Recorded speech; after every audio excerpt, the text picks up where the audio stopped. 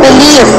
Naniniwala ka ba sa Ouija? O kung merong mga kinalaman sa paranormal? Alam mo, wala rin ako nakikita masama kung maniwala ka, di ba? Wala rin ako nakikita masama kung hindi ka maniwala. Pero ang sa akin, pinaka-importante doon is yung faith mo talaga. Even if you play the board, kung malakas ang faith mo kay God, wala ako nakikitang mangyayaring masama sa'yo. May slight paniniwala nang nangyari sa akin. Kasi ito na mga tao to, hindi naman sila mag-i-invento ng mga katatakutan para lang manakot ng mga tao. Pero naglaro ka ba? Dati? Oo, naglaro ako dati. Ay, Miss Classroom eh, pero feeling ko ginagalaw lang eh. At ballpen, tutusok sa'yo pag hindi tama ang sagot. Pero, doon sa ginawa natin, during nung shooting, yung sa mga eksena mo or sa eksena natin, meron ka bang na-feel? Ako actually naghihintay akong may maramdaman. Ako rin. Yung sa Camiguin tayo.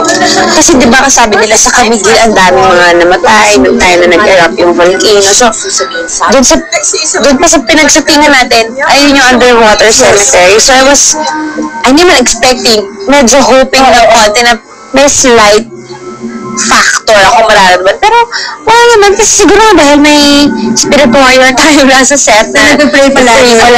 And ang daming mga pinagdadasal ng mga churches sa atin. So, naging safe naman dun yung pakiramdam ko. At saka tingin ko, pag may naramdaman ako, hindi ko kakayanin. Sisigaw ka agad? Baka mamatay na lang ako dun at mahulas na lang yung pusog ko. Ako siguro, pinaka na-experience ko doon, wala rin ako na-experience at naghihintay din ako.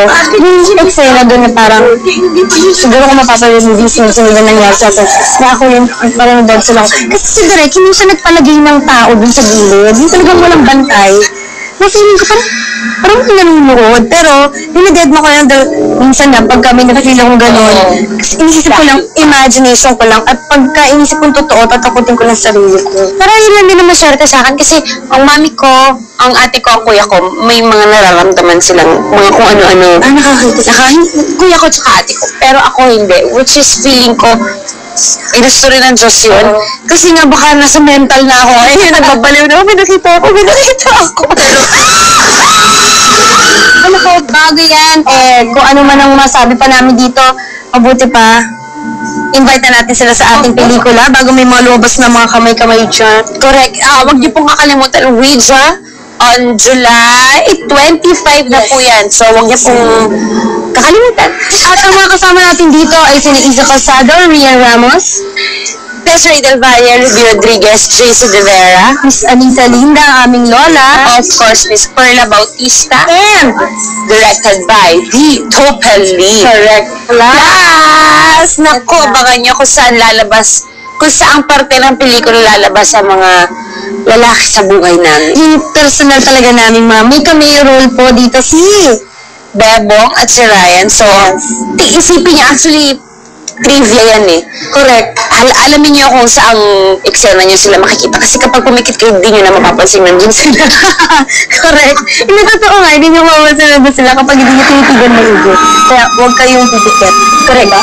Naku, maraming salamat, Mare. Maraming salamat. At pinaulakan mo ang unang hirit para sa interview na ito. At yan po, abangan nyo sa darating na July 25, showing na po ang Ouija in theaters nationwide.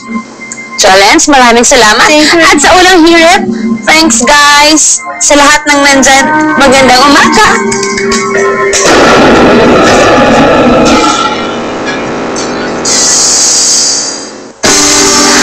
Ano yun? Paano pag napapikita o dyan sa takot? Hindi ko nakita si Bebong at si Ryan. Ako, eto na, pagdating sa beauty makeover, Liga ng Kagandahan, ang